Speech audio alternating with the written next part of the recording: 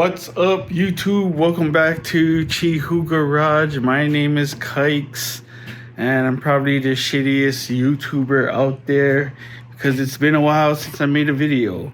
But I think it's time for an update. It's like a year later, and I finally got this thing in. Couple more days, and she should be running.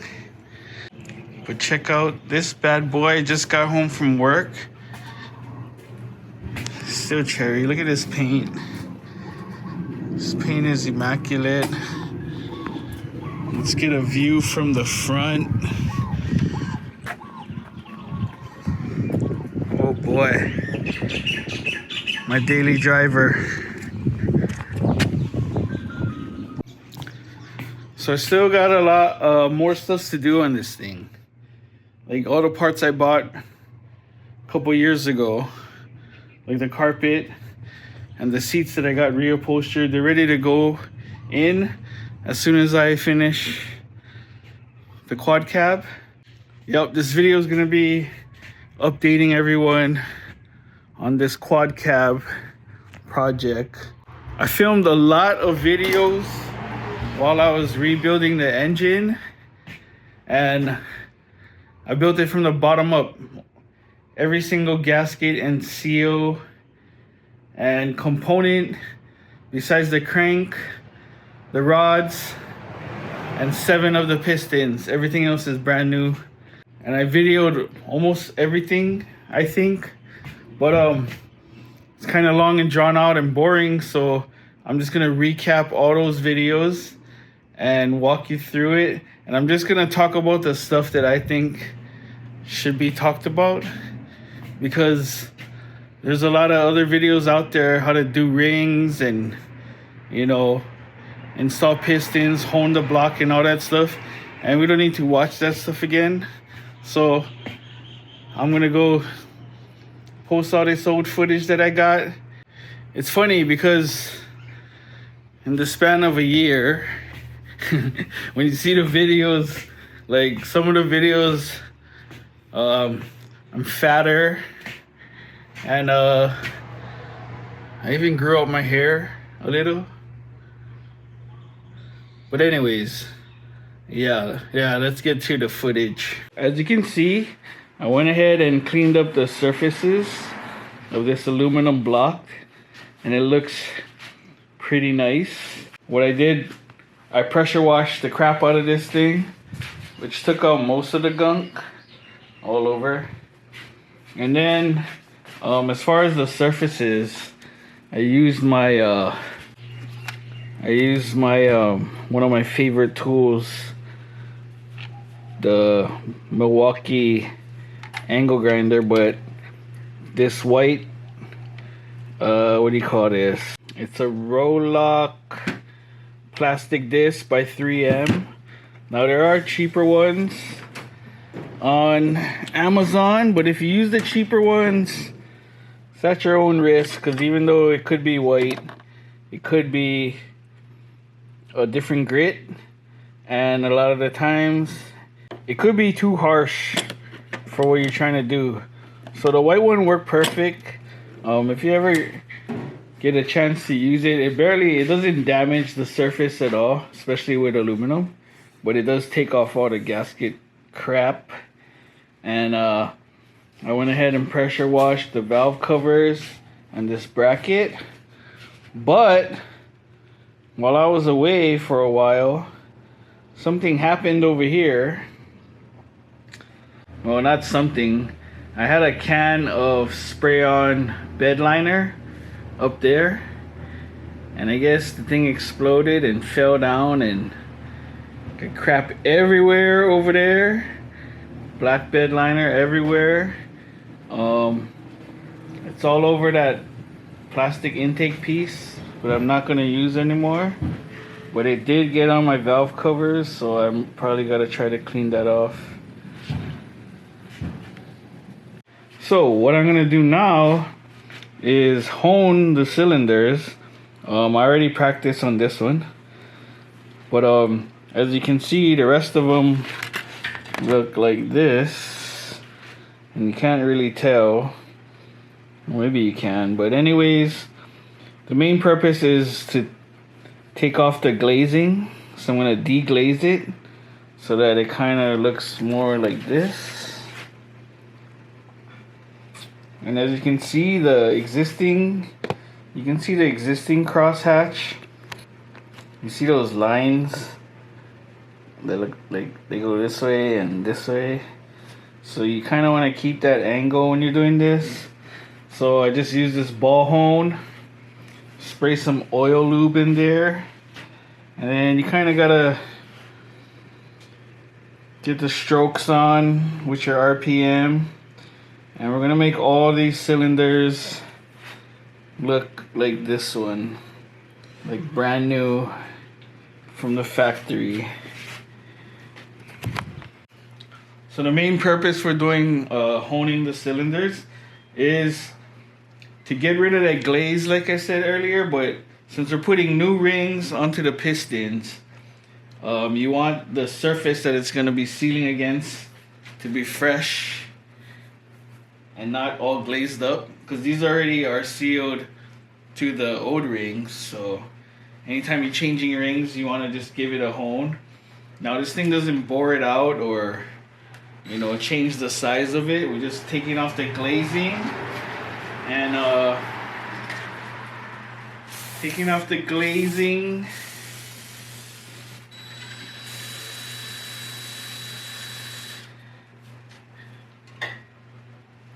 Taking off the glazing and giving it that nice cross hatch again. Okay?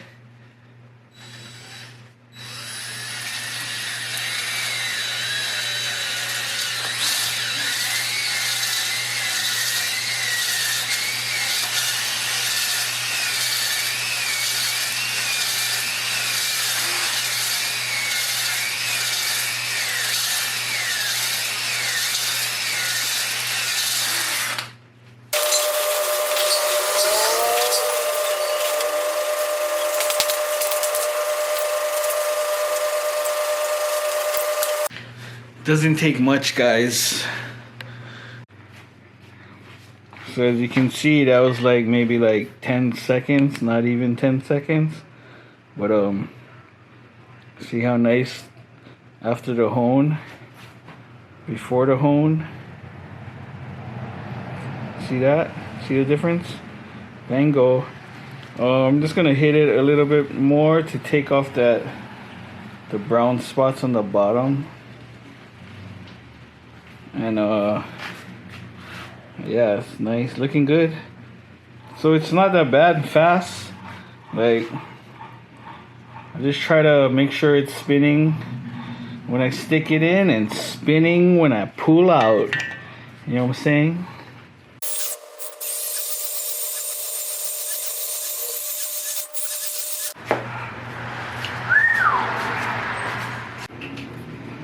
So there you can see at the bottom, I got rid of those marks. Come on this side. Look at that. Beautiful. Okay guys, so after I honed the block, I went and tried to wash it out as good as I could. The balls from the hone leave this gray mess kind of everywhere, so I had to make sure I got it out. And I even went into all the lifter bores and like ran the shop towel through it and tried to brake clean as much as I can, pressure wash as much as I can. But when you look at this thing, it's freaking spotless. It looks awesome. Now I can go ahead and change these cam bearings. But just a quick update. I got this what do you call this thing? Ultrasonic cleaner. And it does wonders. If you look, I already got all my pistons cleaned and reassembled with new rings.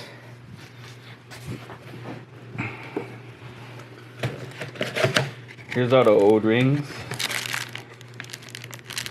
And I even changed all these little clips, but we'll talk more about that later on. So yeah, I was looking for footage of me gapping the rings and putting them on the pistons, and I guess I didn't take any. So I found this one clip of me sizing the rings inside the bore, and that's what we're watching now. I'm using a piston with one of the rings in the oil grooves, just so that it's like a top hat, so when you put it in, you know you're sticking the piston in parallel so that the rings are flush. And then I get my feeler gauge and I'm checking the gap. So I know if you look up specs, the gap's like 17 thousandths to 19 thousandths, okay? And I bought these brand new Hastings rings. You already know. Link in the description. But while I was sizing the rings, I found that the top and bottom, as you can see here, I got a feeler gauge about to shove in this gap. And I think that one I have in my hand, I think it's a 23 thousandths, I believe. And I was getting 23 to 24 on all of the rings, the first ring and the second ring. So I know that's kind of like how heavy people gap it to when they're setting their engines up for turbo. Let's just say this engine is set for turbo. I have a ring grinder and all that, but I never had to grind down any rings because they're already on the bigger side. And I'm speaking in the future because I've already ran this engine. And I can tell you now, there's no blow-by or smoke coming out from the exhaust. So the gap that I put it to actually worked. And I did write down all the numbers, as you can see here on the table, on the side of this box. But in the midst of a year, while I was making this video, I ended up cleaning up midway and throwing the box away. But I remember, and you guys can believe me or not, all the first and second ring is gapped to 23 to 24 thousandths, top and bottom, and that's ready for turbo, and it works perfectly fine. Okay. Rings are all gapped, pistons are back together, they're ready to go. So right now we're gonna do the cam bearings and start putting stuff back on this block. Okay, so I got this LS engine cam bearing tool off Amazon. Link in the bio. I don't know if this is the good one or not, but it was significantly cheaper. Well, not really, but this one was arriving faster than the one-piece black one, the long one, like the Summit Racing one. So I just decided to go ahead and try this out. There's a PC pound. So I got the tool assembled. See? And if you look, this fits right into the bearing. And then if you look from this side, you can see that it'll hit just the outside lip but still go through the bore. So now I'm gonna grab my hammer and pound this guy out. Pause. Ready? Okay, so you can watch from in here.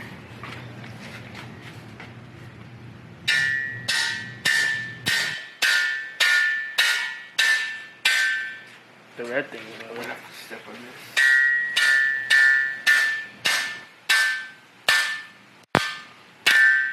Bango! Seen that? So now I can slide this bearing off.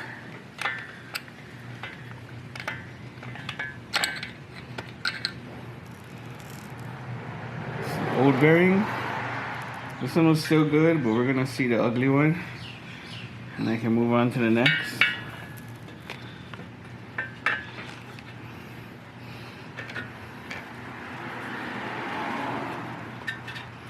Wow, I hope this tool works.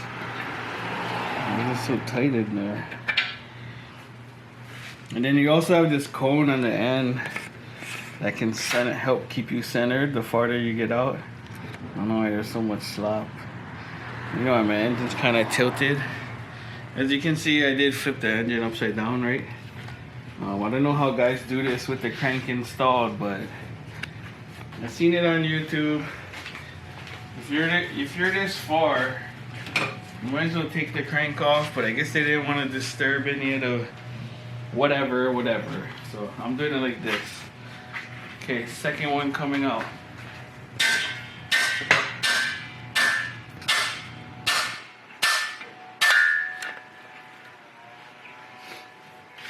Okay. Now.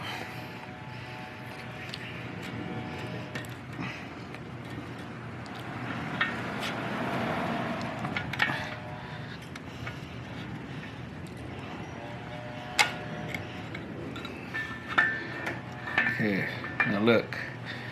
This is the bearing that's no good. You see the inside? You see this? Well, there's one groove in here. Plus you can see the yellow bushing material in the middle. No bueno. Number 3 bearing coming out next.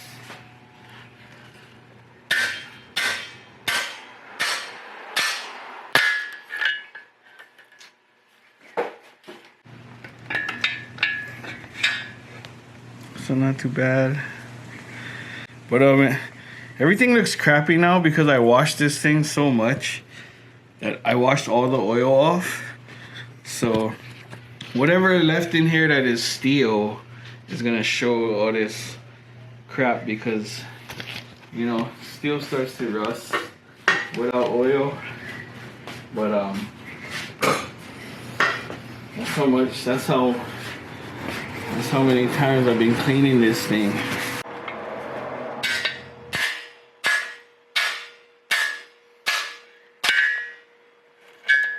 Okay, that one's pretty trash. Sorry. Last one.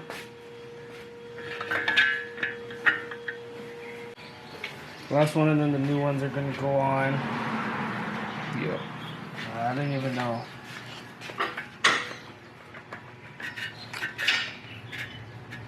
This one might fall on my foot.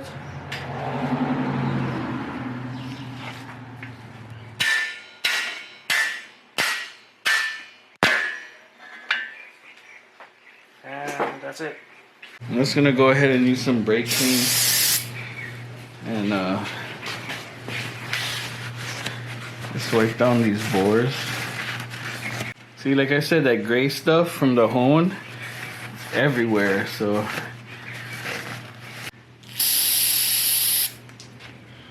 Damn.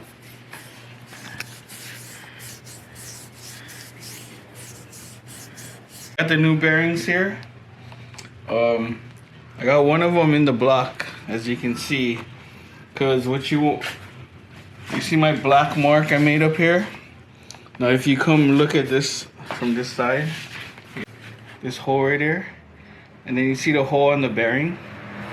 So when I drive the bearing in, those holes gotta line up.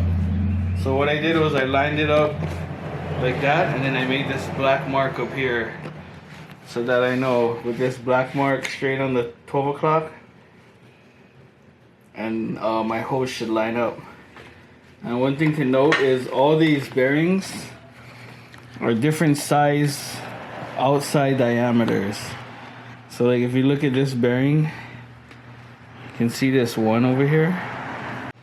So 1 and 5 are the same outside diameter. 2 and 4 is the same, and the middle is its own. So there's 3 different outside diameters, Just make sure you get the right one for your right block. I don't know what year they did that or when they started doing that, but in this case, that's what it is. And then going in, I'm gonna be a little bit more gentle than when it was coming out.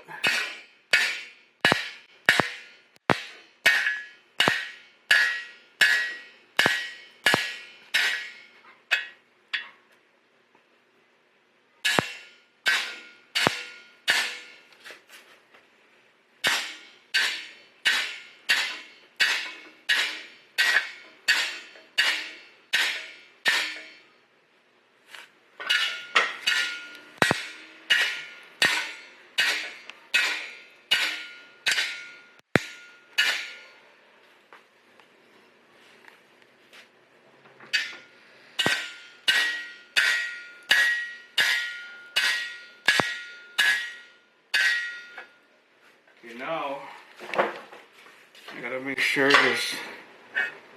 Oh, I still gotta go some more. You see how it's not centered? So we still got. I gotta center this thing.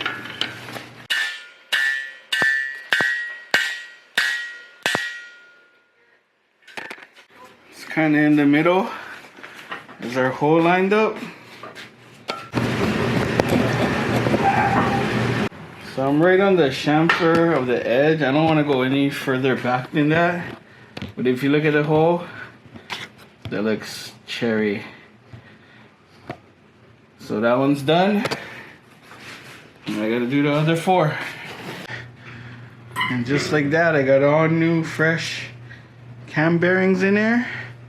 And now what I'm gonna do is I'm gonna stick my new cam in dry, just to make sure there's no burrs on the bearings or anything. And you don't want to stick the old cam in because you don't want to mess up your new bearings with the old crap.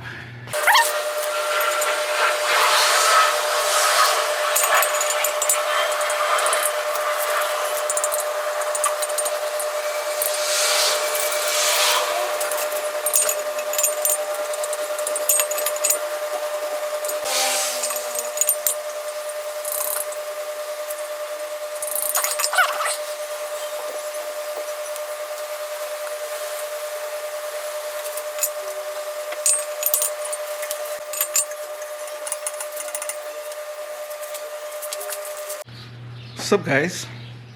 So it's been a lot of days later, and I couldn't get the cam in.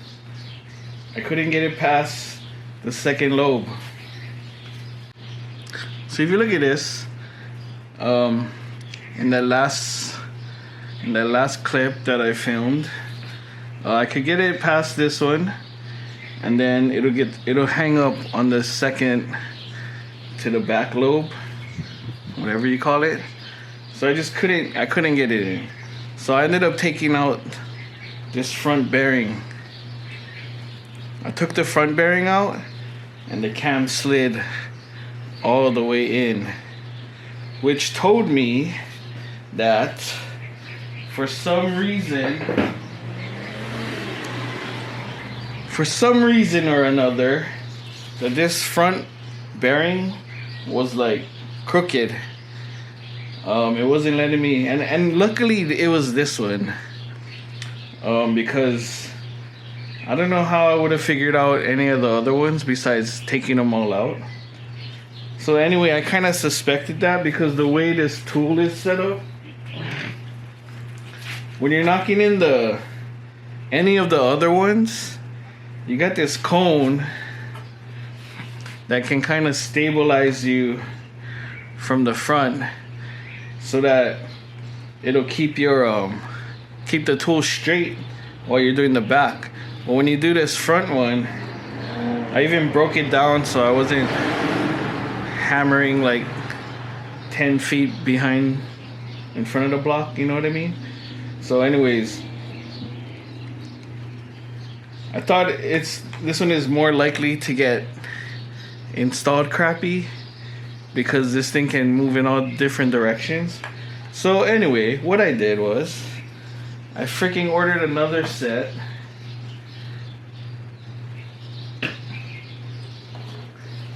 I ordered another set of these bearings. So, see? And this is the old one. You know, I measured it pretty much the same size as this one.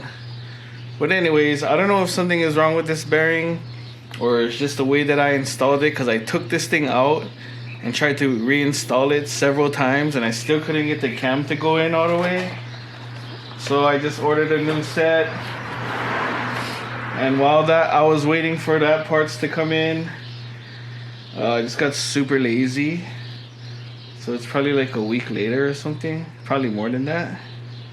Anyway, I put the new one in, right? So thinking that I would have had 2 extra, because the 2 ends are the same and the 2 insides are the same and then the middle is the same. So if I messed up on this and I still had one more to try. But yeah, the one I took out, I don't know if it was too tight or what. What I did do though, I found that it was kind of hanging up on one side, so I went and cleaned the board with some some cloth back sandpaper, and just kind of like took down whatever high spots that the old bearings or the tool caused, and I just blended it in. Installed this new bearing, make sure the oil hole lined up, and check this out. I hope it still goes in now, but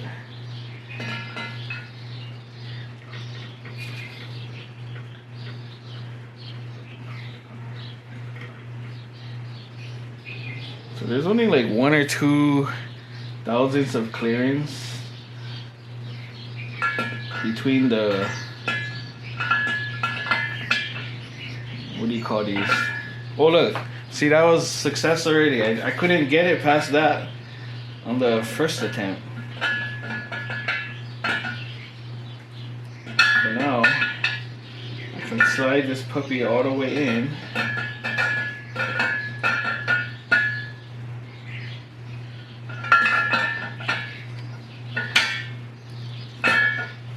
See that?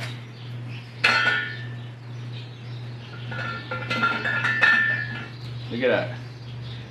Look. And I got the cam all the way in. It spins freely. Right? It's cherry.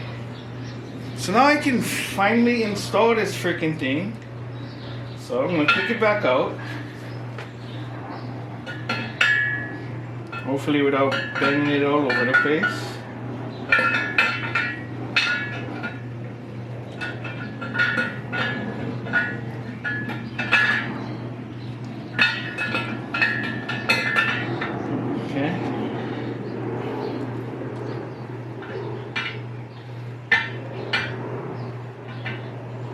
Oh, got scared. What the heck? I'm gonna take this guy out.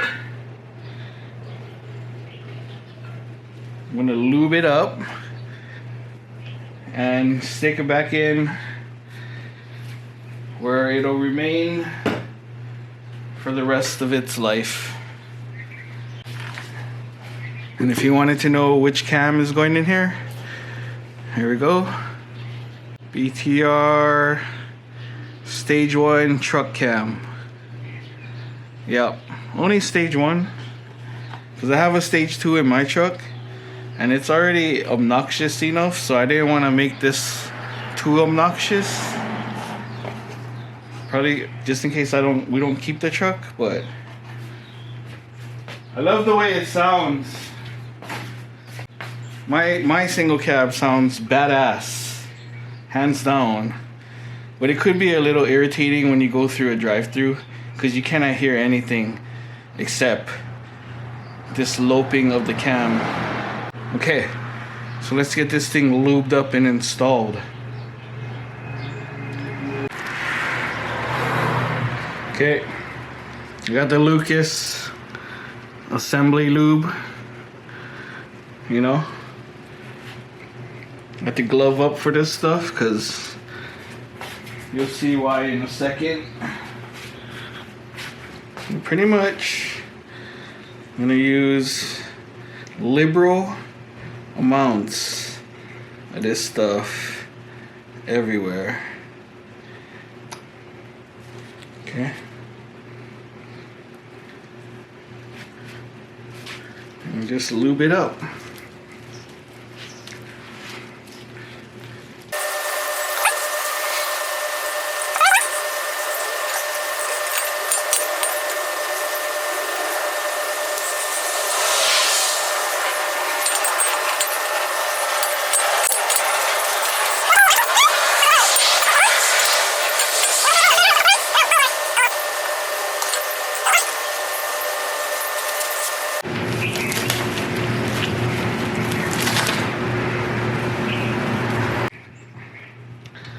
It's the ugly water pump boats that everybody uses to install cams. You don't really need it when the block is out, but I'm just gonna put them in so I can show you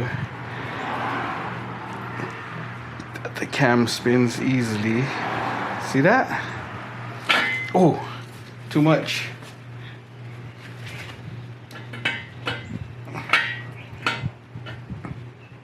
Yeah. See that? Easy. Okay, I'm gonna put this plate on and hopefully the cam doesn't. The cover is what holds it from the back. So. Yes, sir. Okay. Got a new cam retainer plate and bolts. So you always want to use a new one. This one is a Molly. I mean, you can get the OEM, but these are good. But you always want to use a new one because it does have an oil seal here.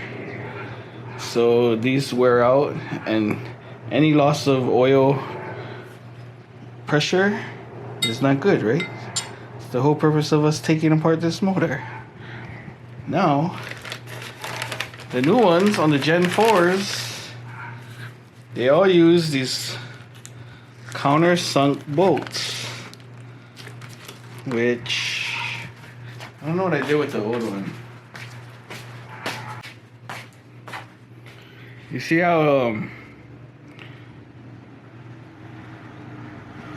this one is countersunk? The holes are countersunk, so you gotta use countersunk bolts. Well, I don't like using the Allen bolts for that because, well, I think is it a Torx?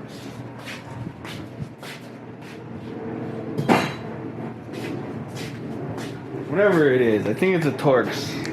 But I got new bolts, ARP, and they're regular hex head bolts. Then I don't gotta worry about stripping the head off the. I think the other ones are Torx. I swear, ARP, they gotta give you instructions for everything. Sure, proper engagement, clean the female threads, lubricate the bolt threads, underside of the bolt with ARP Ultra Torque Fastener, torque to 25. I do have this Ultra Torque stuff. I don't know if it's really necessary or just propaganda, but I'm just going to use them.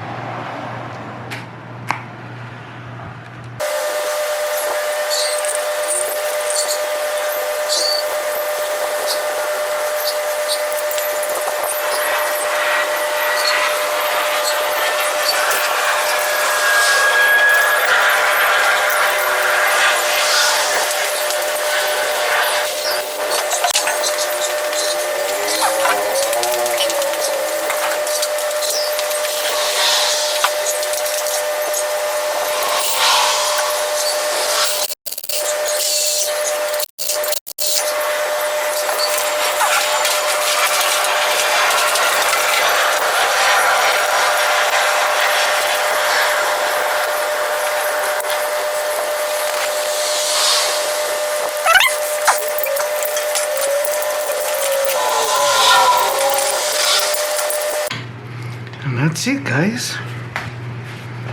That's what it looks like with the fresh cam all buttoned up. Well, not really buttoned up. I mean, you still gotta put on the sprocket and stuff. But here it is, installed in the block. In this new home. It's gonna look sick. Got the stats on there, the BTR, blah blah blah. It's gonna be sick. But yeah. So next, I gotta drop in this crank that came back from the machine shop. And then here's all the pistons that are clean. We got the caps. I already put the new rings on. Here's all the old crap. I got the heads there.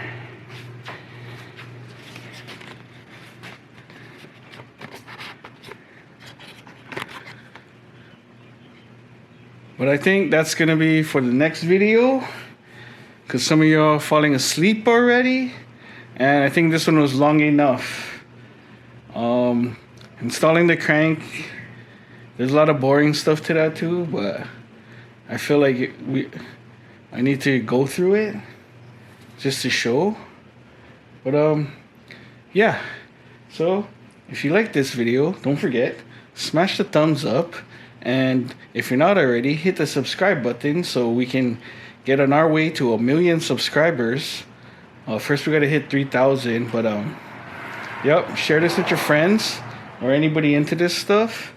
And thank you for following me along this journey to save that Silverado. And until next time, guys, I'll see you in the next video. Peace.